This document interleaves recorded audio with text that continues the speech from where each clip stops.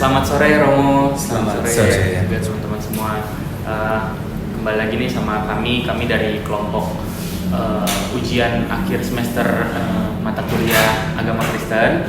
Di sini kami ingin mewawancarai Romo sebagai narasumber kami. Begitu. Pertanyaan kami ini mengenai toleransi nih Romo.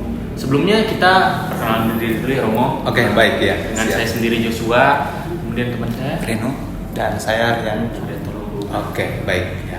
Saya ingin bertanya nih, pada hari ini kita wawancarai dengan Romo siapa nih?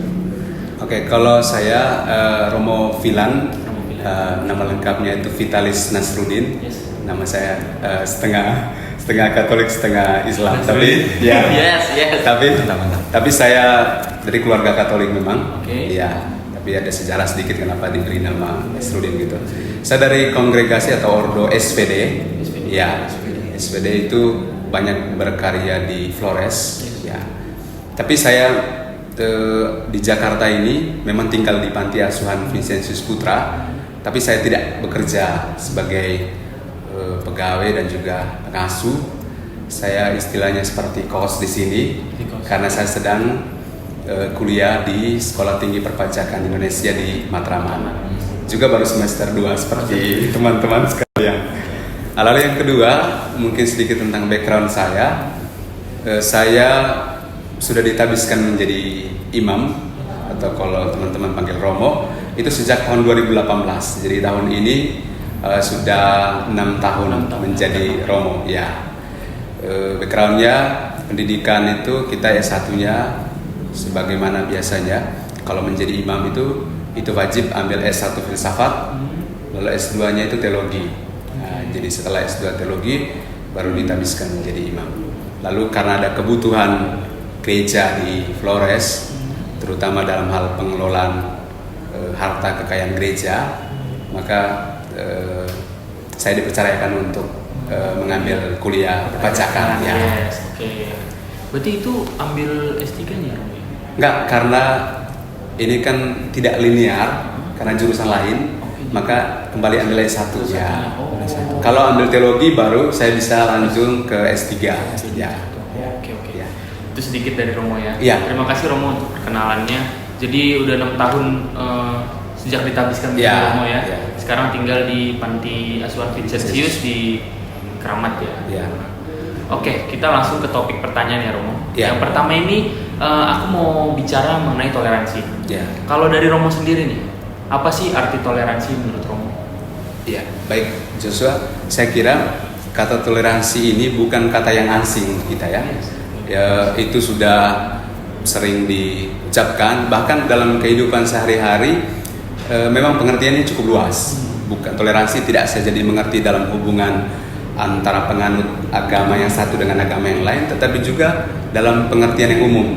Misalnya, kalau misalnya ada mahasiswa yang terlambat misalnya ke kelas, lalu dosennya misalnya sedikit tolerir gitu ya, jadi gitu toleransinya baik gitu. Tapi kan ada dosen yang toleransinya kan tidak ada, jadi dia tidak begitu sabar. Jadi kalau terlambat ya udah nggak usah ikut. Jadi menurut saya kalau akar katanya itu sebenarnya kalau orang bilang toleransi berarti sesungguhnya itu sabar. Artinya orang harus sabar gitu ya. Ya, kesabaran. Tetapi kalau dalam hubungannya dengan kehidupan beragama, maka saya bisa memberi pengertian bahwa sesungguhnya toleransi itu adalah sikap saling menghormati dan menghargai antara penganut satu agama dengan penganut agama lainnya. Ya. Dan sikap saling menghargai dan menghormati ini itu menurut saya itu pengertian yang terlalu umum dan juga terlalu abstrak. Oleh karena itu, secara sederhana pengertian itu bisa dimengerti dalam beberapa hal. Ya, kurang lebih ada 3 hal yang menurut saya menjadi penekanan dari pengertian yang tadi saya sudah jelaskan ya, dalam kaitan dengan menghormati dan menghargai penganut agama lain. Yang pertama itu tidak memaksakan orang lain untuk menganut agama kita.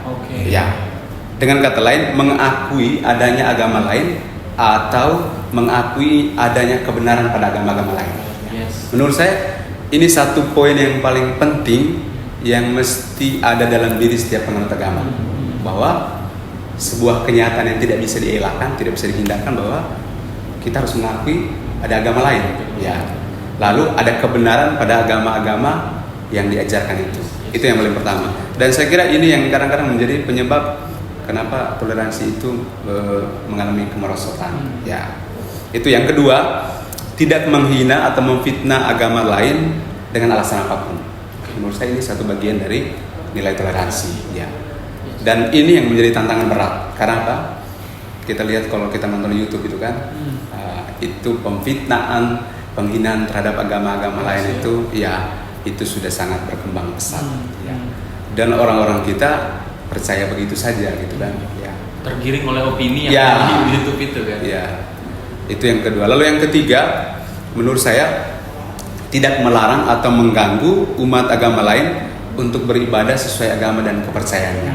Dan saya kira ini yang juga ditegaskan oleh undang-undang kita. Jadi undang-undang pasal 29 ayat 2 tahun 1945 itu di sana negara menjamin kebebasan pemeluk agama ya untuk memeluk agama tertentu dan melaksanakan ibadatnya sesuai dengan kepercayaannya. Dan saya kira kurang lebih itu menjadi 3 poin yang menurut saya kalau kita ngomong tentang toleransi antar agama, ya antar umat agama. Sangat terangkum ya dalam 3 poin penting itu ya Romo. Iya. Benar-benar aku juga setuju sih. Ya. Nah, mungkin dari Reno ada ini sedikit pertanyaan.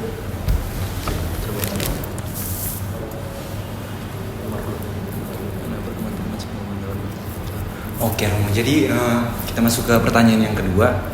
Saya mau bertanya, bagaimana perkembangan toleransi beragama di Indonesia dalam beberapa tahun terakhir ini Romo? Yang Romo lihat lah, akhir-akhir tahun ini perkembangannya itu gimana?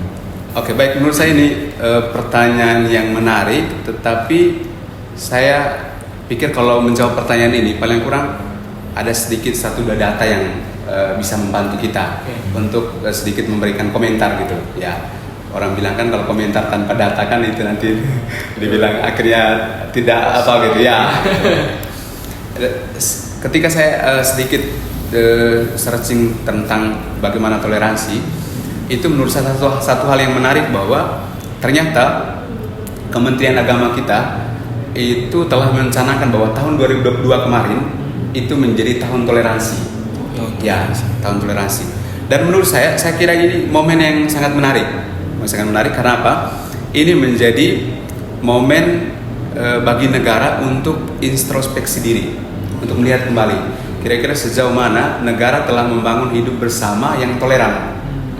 Tetapi juga menjadi momen refleksi bagaimana negara membangun suatu kekuatan kedepannya untuk membangun negara yang betul-betul toleran gitu ya.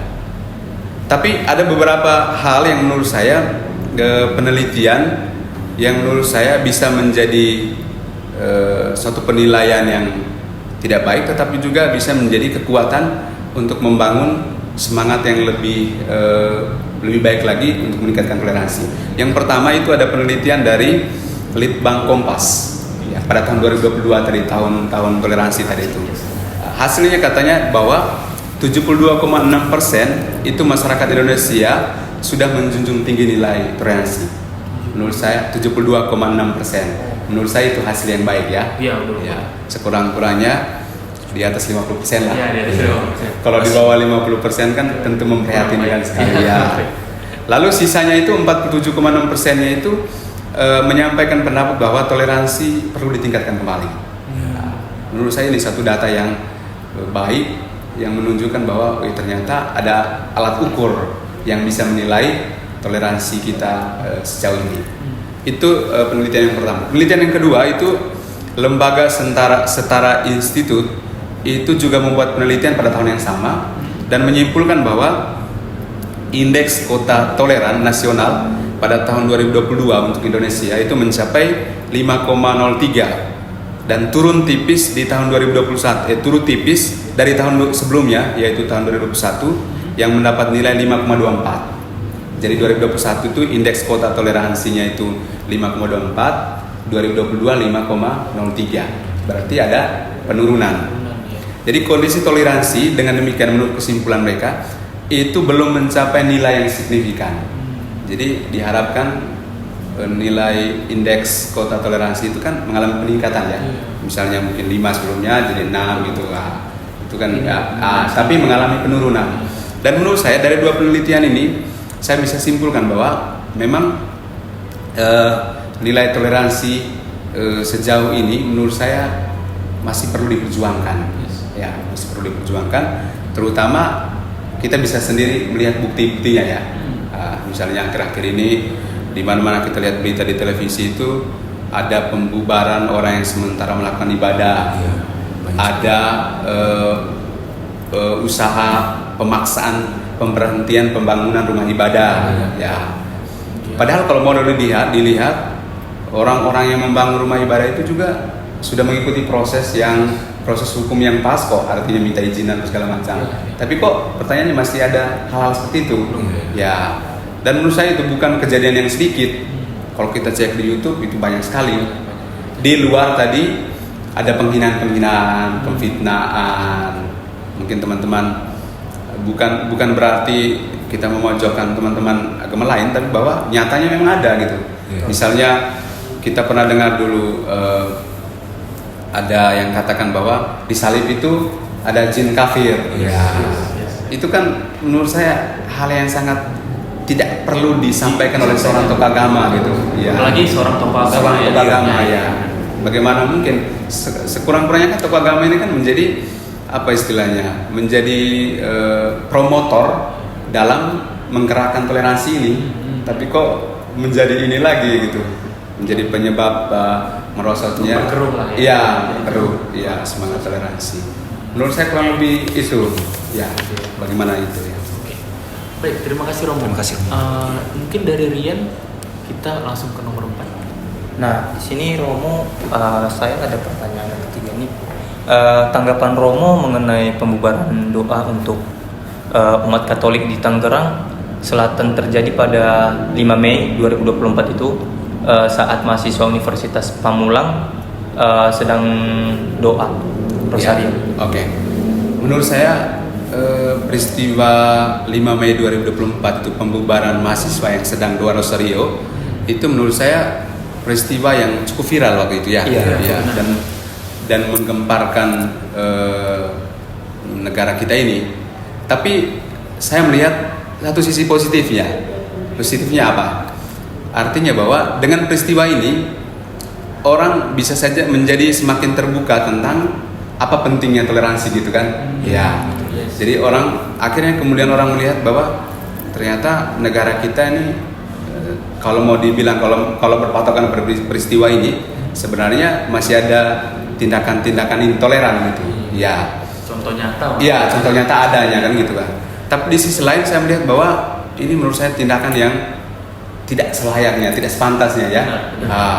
Karena kan dari segi konstitusi negara itu kita sudah Pancasila juga sudah mengumandangkan bahwa negara Indonesia menjunjung tinggi kebebasan dalam beragama, kebebasan dalam melaksanakan ibadah masing-masing pemeluk agama. Jadi pertanyaannya, kalau memang negara sudah menjamin itu, kenapa masih ada oknum-oknum yang justru masih juga melakukan tindakan-tindakan intoleran gitu? Dan menurut saya ini satu hal yang sangat penting, dan saya mengapresiasi bagaimana tanggapan Kementerian Agama dalam hal ini. Dan Kementerian Agama kalau saya tidak salah itu mengecam tindakan ini sebagai bagian dari tindakan intoleran. Dan sejauh ini kan Menteri Agama sudah mendukung proses hukum terhadap kasus ini. Dan kalau saya tidak salah yang saya baca itu pelakunya kan sudah ditangkap gitu. Jadi menurut saya tindakan Kementerian Agama ini menjadi tindakan yang baik yang menunjukkan bahwa memang tindakan intoleran itu adalah tindakan yang tidak sesuai dengan Undang-Undang dan Pancasila. Undang-Undang dan Pancasila, dan juga semangat hidup bangsa Indonesia gitu, yang hidup dalam kebinekaan. Dan menurut saya ada beberapa hal yang sebenarnya menjadi tantangan. Kenapa semangat toleransi itu memang sulit untuk dijalankan dan dikembangkan di negara kita. Kurang lebih ada beberapa hal. Yang pertama itu berkembangnya cara pandang yang berlebihan dalam hidup beragama. cara pandang yang berlebihan itu kemudian memunculkan aliran-aliran ekstrim dalam kehidupan beragama ya. Sorry, Kalau maksudnya ini orang-orang yang bilangnya apa ya? Fanatik ya? Iya. Fanatik ya. Sebenarnya gini, kalau mau melihat akar katanya, fanatik itu sebenarnya tidak soal. Fanatik itu sebenarnya semakin kuat menjadi pemeluk agama yang taat pada sesuai dengan agamanya. Misalnya kita sebagai Kristen ini, atau saya sebagai seorang Katolik. Kalau saya fanatik Katolik, maka saya semakin berakar dalam iman saya sebagai orang Katolik. Tapi tidak menafikan agama lain. Gitu. Nah, tapi kadang-kadang orang semakin berakar dalam agamanya, kemudian mulai ya menganggap dalam agama lain tidak ada kebenaran gitu. Nah, itu yang ekstrim itu yang kadang-kadang membuat nilai toleransi itu menjadi sulit untuk dijalankan. Ya. Lalu juga berkembang juga klaim kebenaran agama yang berlebihan. Tadi masih ada hubungannya itu.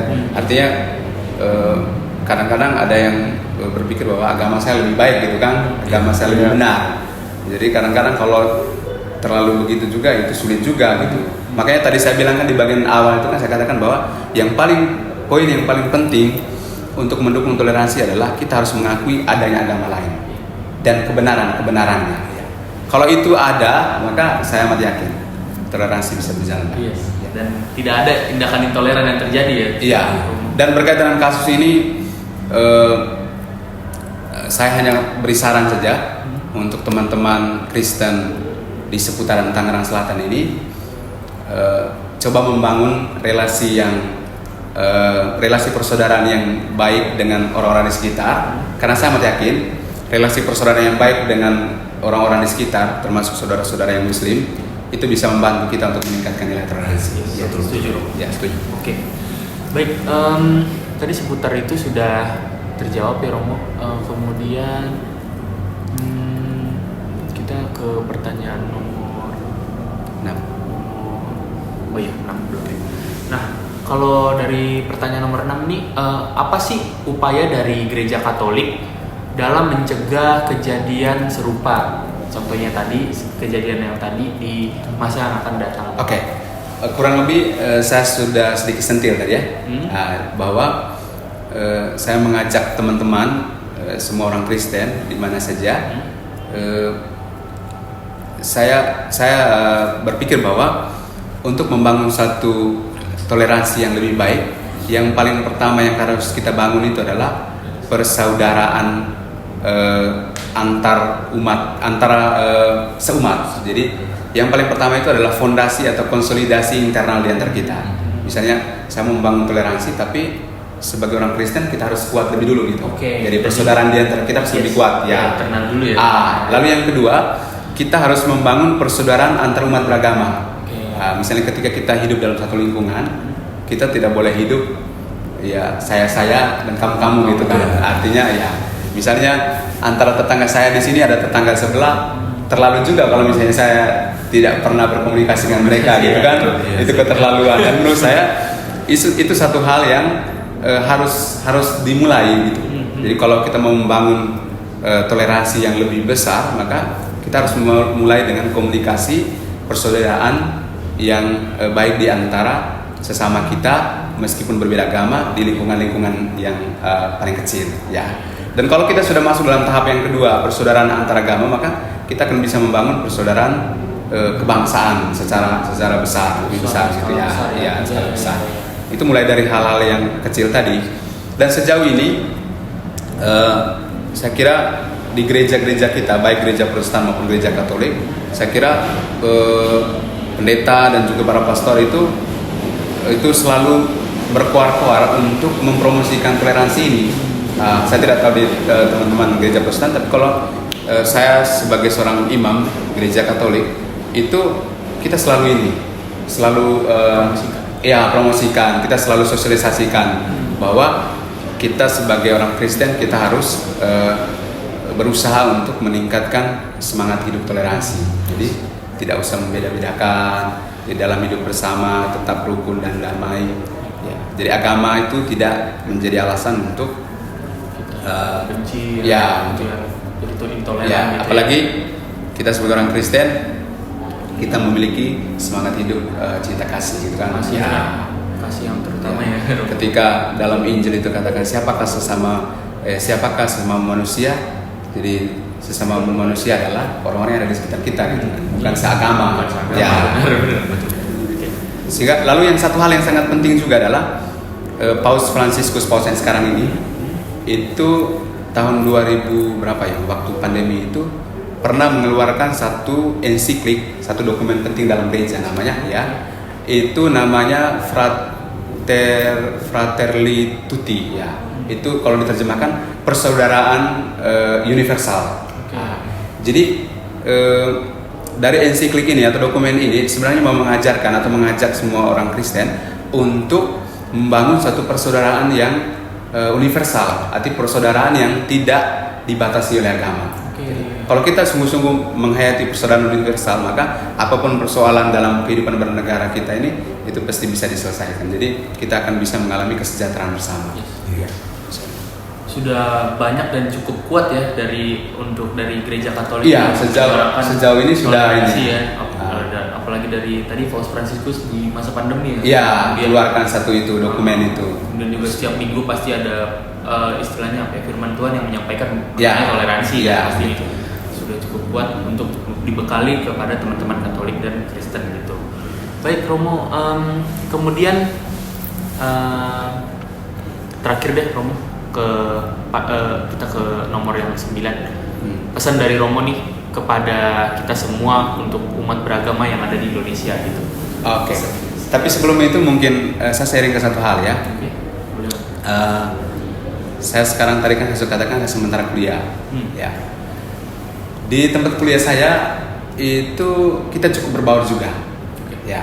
Teman-teman yang Kristen, teman-teman yang Muslim, tapi juga ada 1-2 yang Hindu.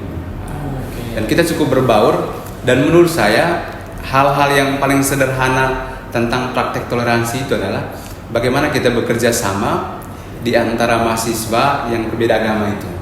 Ya.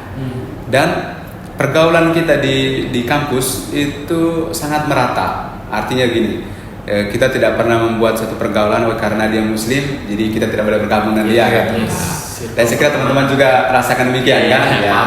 Dan menurut saya ini satu hal yang sederhana, tapi ini satu poin penting yang menjadi titik awal dari semangat kita untuk bertoleransi. Ya. Jadi mulai dari pertemanan itu. Mulai dari pertemanan itu. Jadi kalau dalam pertemanan sudah mulai jangan teman dengan dia lah.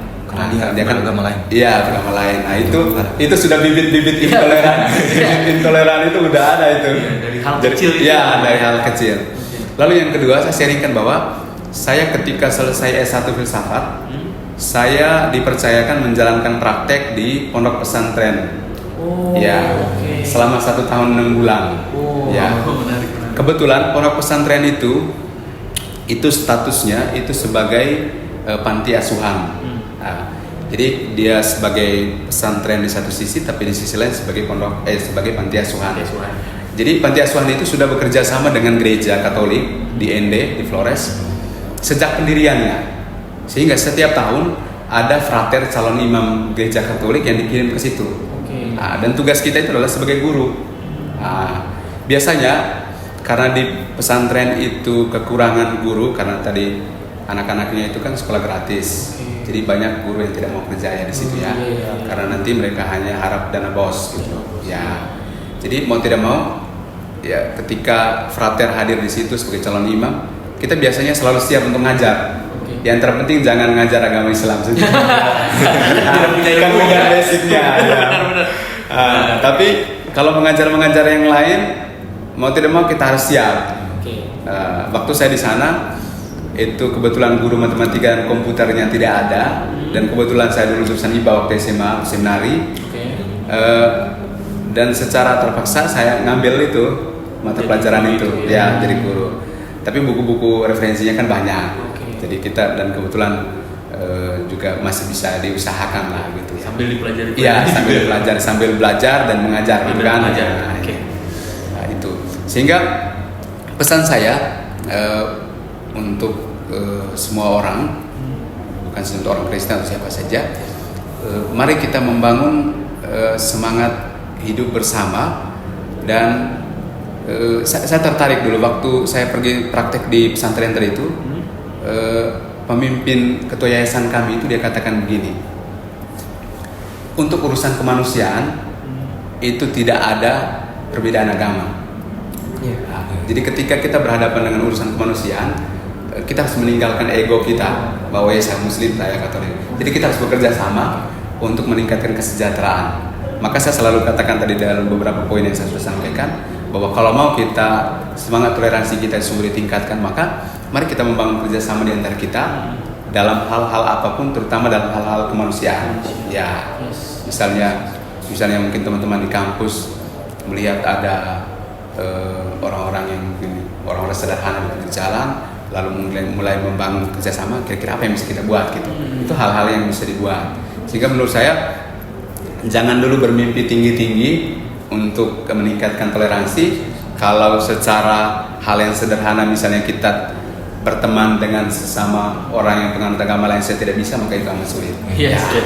Maka pesan saya itu, mari kita membangun persaudaraan universal, persaudaraan yang tidak dibatasi oleh agama dengan siapapun, supaya dengan persaudaraan ini itu kita mulai menghargai penganut agama lain dan juga menghargai kebenaran-kebenaran yang ada pada agamanya. Ya, kurang lebih itu. Jadi sedikit yang aku dapat itu, kalau dalam bahasa Inggris aku juga pernah dengar kalau humanity itu above religion. Ya, kemanusiaan itu di atas agama. Ya, kalau udah sekali. berbicara tentang kemanusiaan, kita tinggalkan apa itu agama, background dan ras, suku, agama itu benar kita sekali. tinggalkan. Gitu. Itu benar sekali. Ya. Baik, setuju banget Romo. Ya. Oke.